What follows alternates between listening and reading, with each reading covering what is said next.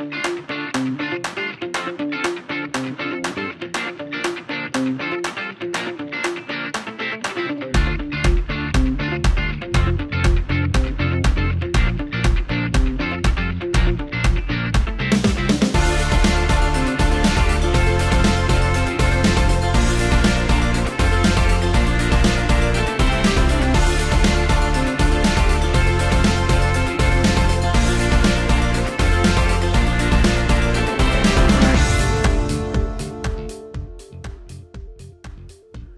everyone, and a really warm welcome to Swedish national parks, and here to Skuleskogens National Park in the high coast area of Sweden. It's really great to have you with me on this journey and have you following my YouTube channel. And to see more posts like this, please subscribe to the channel to see all my coming videos. Anyway, here in Sweden we have 30 national parks, and they stretch from the south all the way up to the north, starting with Europe's smallest national park, which is called Dalby Söderskog, just outside the city of Malmö. And the ones going up all the way in the north, Abisko and Vadvetjokko, which is close to the Norwegian border, just an hour drive from the city of Kiruna. And those places are really beautiful to visit during the winter time and to see the northern lights. The 30 national parks that we have in Sweden, they are all special in their own ways. And the purpose of this YouTube channel is, of course, to show you more from the national parks. Some of the parks are very easy accessible and doesn't really require much more than some good hiking shoes and perhaps some hot chocolate or coffee to bring out on your hike. Some of the other parks though require a couple of hours of walking, or you need to bring a tent and hiking gear and so on. Of course, that depends a little bit where they are located and where in the park as well you want to go. Another purpose of this YouTube channel is to show you some of the work I'm doing with the project of visiting and photographing all the national parks in Sweden. Right now I'm actually working on taking pictures and creating time-lapse videos from all the national parks in Sweden. And later on I'll combine that into a movie, which I'm guesstimating will be somewhere around 20-30 minutes with beautiful clips from all the national parks. We'll see how that goes, and the video is going to be in 8K with moving time-lapse, meaning that the camera will actually move along a rail or panning and tilting. You can see a lot of time-lapse clips online. You can just Google it or you watch YouTube. There's some really skilled photographers out there doing this either as a very good hobby or as a living. I'm not claiming to be the best, but so far I haven't really seen any time-lapse from the national parks in Sweden. And to visit all 30 of them and to bring all this equipment with me is definitely a challenge in itself. Then to combine that and also create nice looking videos that attract my viewers is for sure a challenge, but something I am really happy about, and it gives me a lot of chances to get out in the nature and experience all the beauty of it. So right now I'm sitting in Skuleskogens National Park. It's actually listed on the UNESCO World Heritage list, and it is a really beautiful place. Some really high, well, mountain is not maybe the right word, but at least hills or something slightly bigger than that.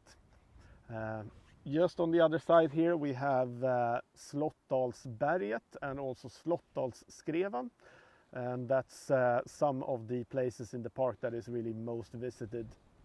Takes about an hour and 15 minutes to get there, and if you decide to go up on the hill mountain Slottdalsberget, you'll get a really stunning view of the coast, especially out towards the east, but you can see all the way up to almost to the city of Umeå, definitely Örnsköldsvik, which is the closest city to Skuleskogens, and yeah, it's truly stunning.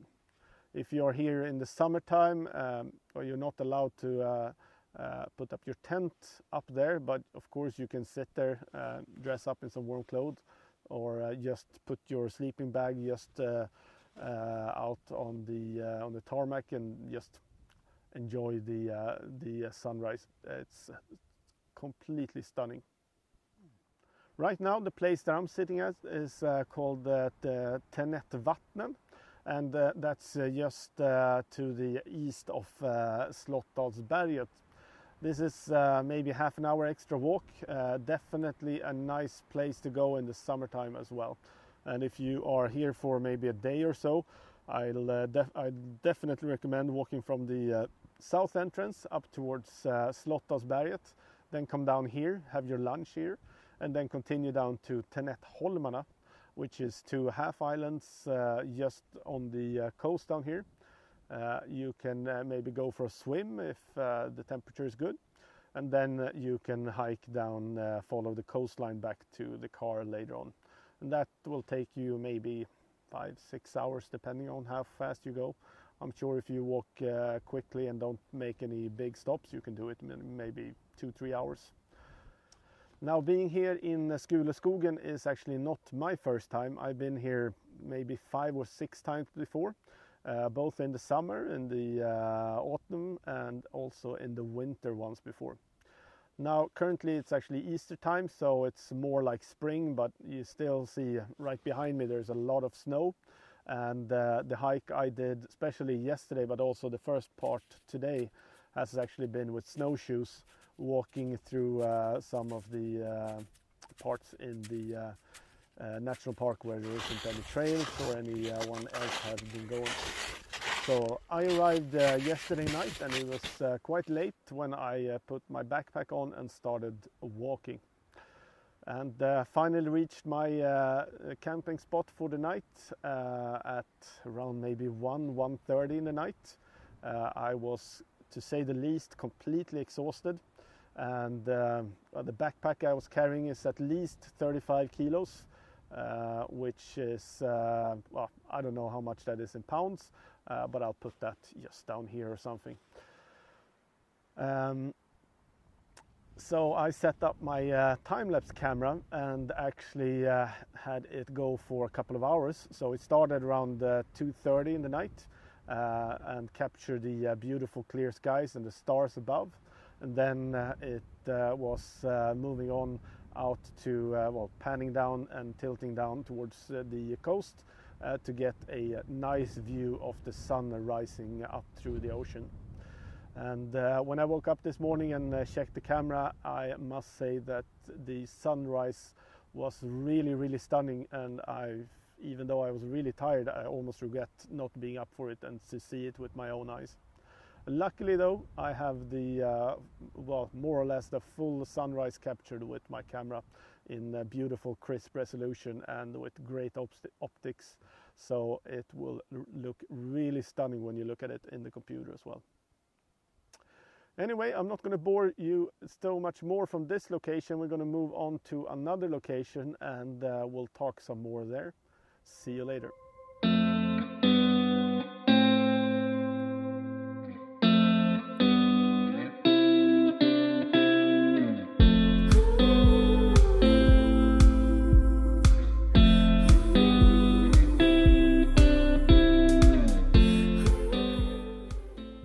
Everyone, nice to have you here again. It is day number 3 in the national park, Skuleskogen, and it is Saturday, and I've been moving quite a bit from the location I were at last night, which was up by the Timelapse in the sort of center of the park. Not maybe geographically, but at least looking at where most visitors come. Well, I woke up in this morning. It was quite windy last night. Slept really nice though, and woke up this morning to a lower my camp and put everything back into the bag and start hiking towards the car. On the way here I've done a few quick photo stops, and right now the camera is actually more or less in the middle of a small river making a short time lapse. Well, for the moment I am close to Skuleskogens, and I'm heading back towards the car. I made a stop to make a quick time lapse, and the camera is actually set up right now in the middle of a small river, and that should be done within the next 10 minutes or so, and I should be heading out, and especially going back towards the car and heading back home. This was a first quick little vlog in English. It's been really nice to have you with me. I'll try to post some facts about the national park in the video, and also add some pictures and short video clips so you can see a little bit more from this visit. If you like this style of vlogging, please give me a thumbs up, write a comment, or in some other way reach out and let me know. It would be very much appreciated, and I will try to make this more standard. And I've made quite a few of these vlogs already in Swedish, but the plan is maybe to switch over to English. Haven't really decided yet. Would be nice to see how all of you react, and if you want to see more from our national parks. Until later on, thank you and have a wonderful day.